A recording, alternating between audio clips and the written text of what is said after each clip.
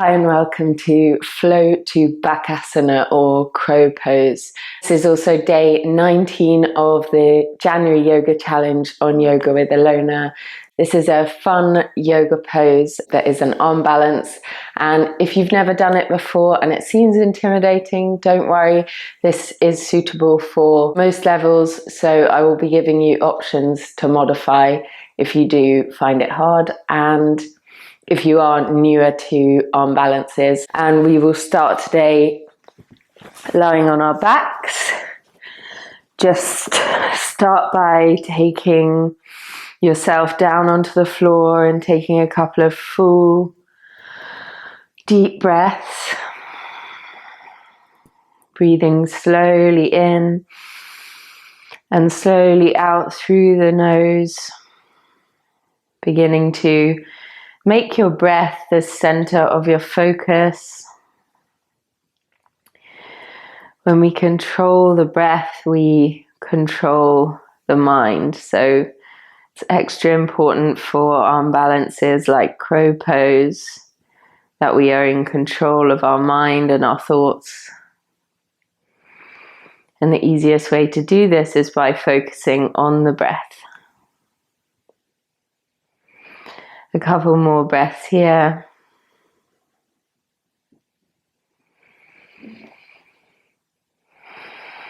Nice. And then we'll just take a big stretch up, reach the arms back behind you, point the toes down away from you and stretch the whole body out along the floor.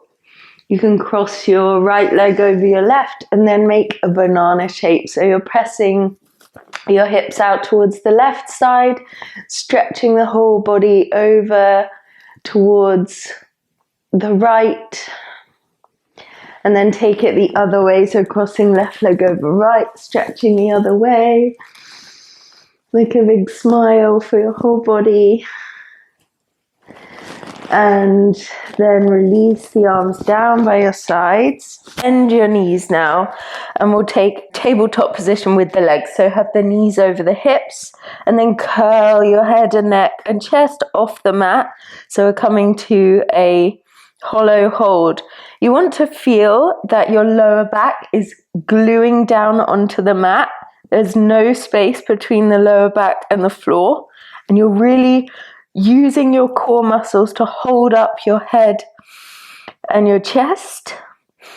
So this should feel quite comfortable on the neck because your core strength is holding you up. Take another breath here and exhale, lower down. Just take a low bridge to stretch out the front of the body. Squeeze the hips up towards the sky and then lower back down. Just continuing to work with the core here. Stretch the feet up towards the sky. Feel how you can draw your belly towards your spine. Find that core engagement as you flex the feet up towards the ceiling. And then hug your core in even more and feel how your heels might lift a couple of millimeters towards the ceiling. Keep that sense of compression in the core, and then you can reach your fingers all the way towards your toes. Really keep that squeeze in with your core muscles. Nice. And then lowering the legs back down, taking a breath here. And one last core exercise on our backs. We're going to take a Bakasana, a crow, on our backs. So you're going to create the position of the crow pose and find as much core engagement as you can without actually needing to balance on your hands. So we're going to take the upper arms right onto the knees, or the knees right into the armpits. Flex the hands so the palms are pressing up towards the ceiling, and then point your toes and hug your heels as close towards your glutes as you can. Press the knees, the backs of the legs, or even wrap them around the outsides of the legs. See which you prefer. Squeeze the core in tight, feel your whole back rounding, and take a full breath. And then with your next exhale, lower down to the earth. So hopefully there you will have found a bit of the shape that we're going to need in crow pose for later. From there, make your way up to a seated position and around into tabletop. We'll take a few cat and cows to just warm up into the spine. Inhaling, lift the head, lift the tailbone. Exhale, round the back, tuck the chin, tuck the tailbone. Moving with your breath. A couple more.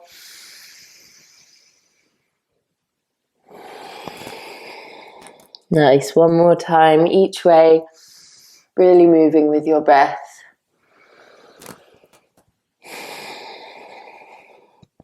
Good. And then we'll take a little wrist exercise. So again, in arm balances, the wrists really support us, so we need to strengthen and stretch them as well. So start by just taking the fingers outwards towards the sides of the mat, and then rock your body from side to side to just warm up the palms and the wrist creases. And then take the fingers in towards the center line with the backs of your hands down on the mat. Press the elbows down towards the floor. So you're bringing your chest down and then come back up. Breathe in, come down, engage through the arms, and exhale, come up. One more time. And up. And then taking the hands in front of you again, we'll take some wrist push-ups.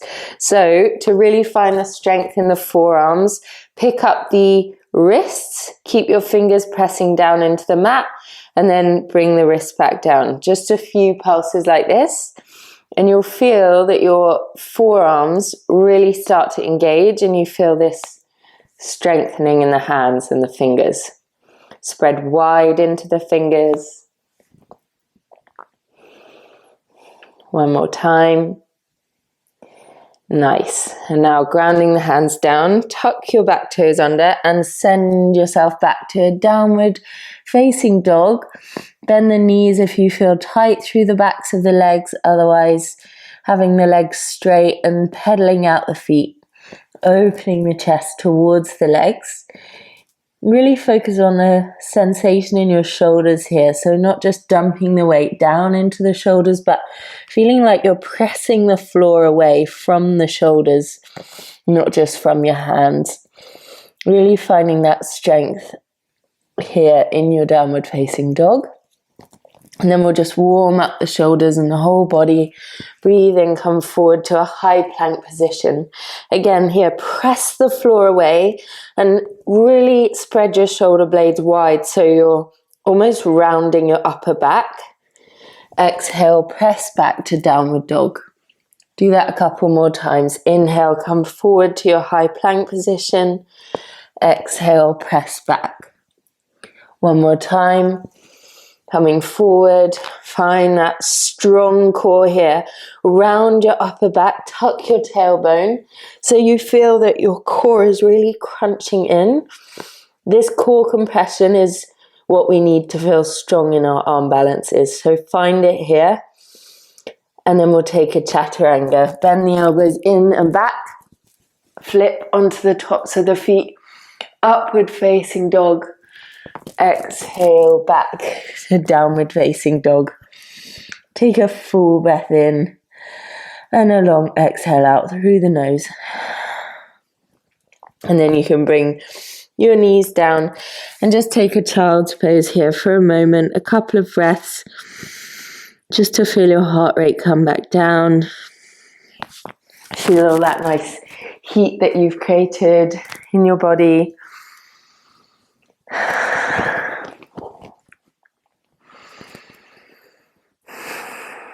Ready to move on now.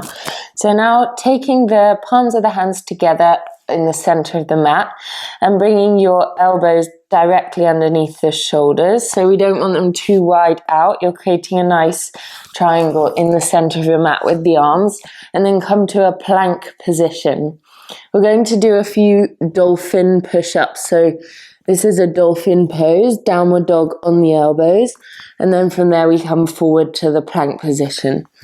Press back to that dolphin downward dog position and back to the dolphin plank on the elbows a few more times. Really amazing for strengthening the shoulders and the arms. One more.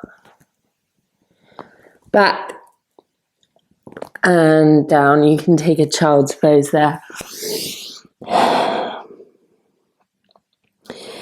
Nice. And just relax for a moment. Eyes this way. And I'm going to demonstrate the crow position, Bakasana. So if you are new to this pose or you've only maybe tried it once in a yoga class or something, there are a few things that you need to know to keep yourself safe. I would recommend, if you're just learning how to do it, to place some cushions or blankets or something around you so that you feel safe. A lot of the time with crow, we feel scared and like we're going to smack our face on the floor. So if you have a cushion in front of you, then that will help take some of that fear away. So for the crow position, you want to have your hands about shoulder width distance as though for a plank position. And then we walk the knees as close to the arms as we can. And you want to bring your bottom really high into the air, lifting the hips and making sure the knees are as high up into the armpits as possible. And then you create a tiny bend in the elbows and begin to pick up one foot, pointing the toe. Like we did lying on the floor, you want to create that sense of rounding the back and lifting your hips as high as possible. So start by just creating that shape, lifting the hips really high, and then picking up one foot at a time. And you will need to tip your weight forward a lot further than you think. Keep your gaze forward, keep your hips lifting up, and then try to come out backwards. So just giving yourself breaks and trying it a few times. Common things that I see when people are first learning is that they don't have their knees high up enough on the backs of the legs. So when they come down like this, they're not very stable. So you want to really bring your knees as high up as possible. The other thing people don't do at the beginning is not coming forward enough. So they're trying to hop up into the air. But in fact, if you tip forward, that's when you're going to find that lift. Point your toes. Keep your gaze ahead of you, locked in one position. And spread down through the hands. Nice. So each time just coming back to a little malasana position, a little yogi squat, giving your wrists and your shoulders a break. And you can try it a few times just until you feel like you're making progress, or if you're really comfortable with crow, just having some fun playing around with it. You could even try and come into the crow and just see how long you can hold it or how much you can breathe in the pose. You could also try it with the knees on the outsides of the legs, because that works better for some people. So just taking a couple of breaths.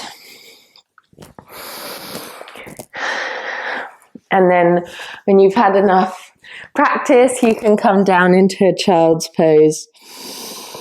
Just take a few nice deep breaths. Breathing into the belly.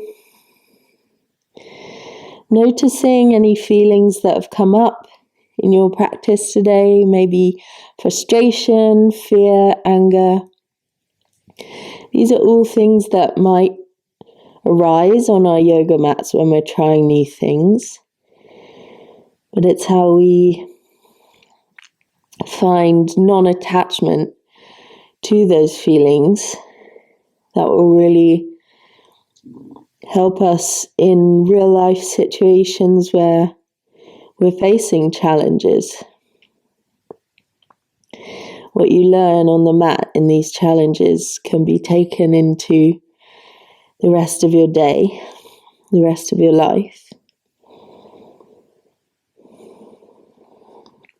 So from here, you can make your way up to a seated position in the center of your mat.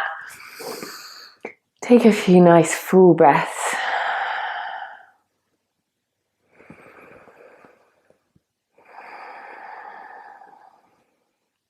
And then I invite you to bring your hands to heart center, bow your head.